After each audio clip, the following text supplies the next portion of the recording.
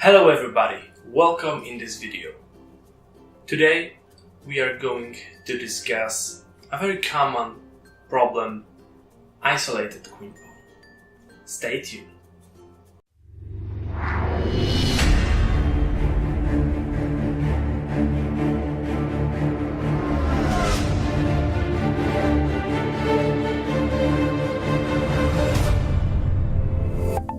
This video is a part 1 of IQP series. So today we will talk about some basic ideas that both sides have, either playing with or against isolated queen pawn. Alright, I think the best way to learn a new idea, new position, is by showing an example. So the first example that I would like to show you is a game between Artur Yusupov and Eric Lobron that has been played in 1996, so it's over 20 years ago. And but still, this game is considered to be one of the best examples of how to play IQP position as white. So let's take a look. White started with the move d4. Black responded with knight f6, c4, e6, knight c3, bishop to b4, e3, castle, bishop to d3, so nothing really exciting yet. We have a Nimzo-Indian defense with the bishop coming to b4 quickly. d5, knight f3, c5. There we go. If we can see these pawns, c5, d5, c4, d4, so these pawns in the center fighting against each other, we can assume that someone's gonna play with isolated pawn. This time it is white that's gonna be playing with isolated pawn, and after castling, c takes d4, e takes d4, d takes c4, and bishop takes c4, we can see that the d4 pawn is isolated. Okay, so what can we do if we are playing against an isolated queen pawn? As you can see, we can easily try to block the pawn. We want to block the pawn because we want to stop the d4 pawn from moving forwards. So trying to play maybe b6, bishop to b7, trying to put our pieces on the square on d5. Another thing that we should be aiming for is to attack the pawn. So we want to take advantage of the fact that this pawn is weak because it's isolated. So it makes sense to attack it.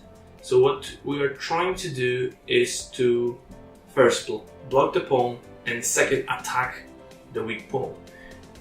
Even if we will not manage to grab this pawn, maybe we will make our opponent play passive moves, and as a result of that, gain a huge advantage. This is our goal. Okay, but what if we are the side with isolated pawn? We are not losing at all. Obviously, we have some drawbacks, but we also have a lot of advantages. One of them is e5 square. It is very important square. We can, for example, use this square to put our knight there, and this knight will be a huge piece there. We also have space advantage because of our pawn on d4. We have a pawn in the center, our opponent doesn't. Because of that, we can try maybe to create an attack on our opponent. So playing bishop c2, queen d3, pressurizing h7, trying to force our opponent to play the move g6 and then go with h4, h5. This is a very good thing. Another idea is to play the move d4, d5. If we are able to play the move d5 without losing any material, we are much better. In most positions, we are much ahead. So that's what we are trying to achieve. So now, let's see how the game continues. So after bishop takes c4, black decided to play the move b6. So very sensible, trying to continue his plan of blocking the d4 pawn, rook e1, bishop to b7, and bishop to d3. So as we can see, white is trying to find a better square for his bishop, because on c4 he was only looking at e6 pawn, which for now is well protected by f7. On d3, however, it attacks h7 and helps with our plan of going bishop c2, queen d3, h4. So black just decided to develop his last piece. Knight to c6, a3, so looking for taking control over the b4 square more than kicking this bishop away, although obviously we want this bishop to go away as well, because we do not want this pin on our rook. We want to make our knight free, basically. Bishop to e7, bishop to c2, obviously our plan. Rook e8, queen d3, indeed, g6 and h4. Queen d6, bishop to g5, so developing the last piece. Rook to d8, rook d1. Now, both sides have played really well. They are both developed and they have good plans, like black is looking for taking control over the d5 square, white is looking to make the d4, d5 push in, and maybe trying to attack on a king side at the same time. Black played queen to b8, and white decided to go with the bishop on this diagonal, which now makes much more sense, because after g6, this bishop was not so good on this diagonal, because g6 square is protected by 2 pawns, e6 square only with f7 pawn. A6, and this is a mistake, because now we can play our move d5. And really, black is doing very, very badly here. I believe that black is close to losing this position by now. He cannot take with the pawn, because after rook takes e7, he's losing a lot of material, because now on f6, knight is hanging.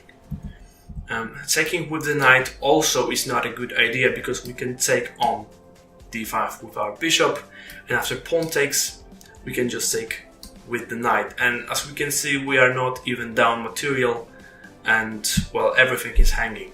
So e7, f6, if he takes on g5, we can make these moves in, and after h takes g5, we are threatening too many things. And yeah, white is just simply winning. So black decided to play the move knight a5, at least attacking the bishop on b3, trying to get rid of this bishop. But now white calculated the line properly, and after d takes e6, white is winning. Black cannot take the queen, because after e takes f7, king to g6, the only square, we can take, make a knight, queen e8, and just rook takes d3. It might seem quite good, because black can take the bishop. What is wrong with that? Simple move, rook d to e3. So using this pin on the queen, now after king f7, which is I think the only defense, we can just simply take on f6, king f6, we throw this check in, king f7, knight g5, and well, honestly, everything here is losing. We can, well, play, we have a lot of options. First of all, we can just grab the pawn, because we attack the knight. After, let's say, knight c5, we can throw this check in, here really have to take, we can just take here back, and now just simply we can try to take this bishop later, and this is completely winning position. So yeah, black decided to just get rid of this bishop, so as he planned, but after e takes f7, king takes f7, queen c4, king g7, knight e5, so now threatening queen f7, knight g8, queen f7. Queen f7 would have been better move actually, but it was a little tricky, because now white would have to find this move rook d7, which is extremely hard to find. And the point is, after rook takes d7, knight takes d7, queen has to protect the rook. So let's say I don't know, queen to c8, and we have this move knight f6, and as we can see now, after let's say taking, we can take on e7. That's the point. Taking with the bishop here, of course, runs us to rook takes e8 with completely winning position. So that's that was the quicker way. But of course, what Yusupov played is also winning, and probably better practically, because if we see winning variation, we shouldn't go for complication. And after rook takes d8, just simply after queen takes d8, queen f7, king to h8, queen takes b3. And this is already resignable, but Black decided to go with queen d4, rook e3, rook f7, and after bishop takes e7, Black resigns. Okay, it's time for a quick summary. What have we learned today? So if we are playing with isolated queen pawn, we should not exchange pieces. If we want to attack our opponent, use our space advantage, try to play the move d5. We have a lot of plans, a lot of activity for our weakness on d4. When we are playing against isolated queen pawn, we should be aiming to block the pawn with our pieces. So the square d5 is a key square for us. Also, we try to attack the pawn. So we want to take advantage of the fact that this pawn is weak because it's isolated. And as a result, trying to make our opponent play passive moves. Also, we should be aiming to exchange pieces, because in the endgame, the weak pawn, so d4 pawn, will be more vulnerable. Alright, so that's it for the first part of this series. I hope you guys enjoyed the video. If you did, please don't forget to hit the subscribe button, don't forget to hit like, and let me know in the comments what should I analyze next. And hopefully, see you next time.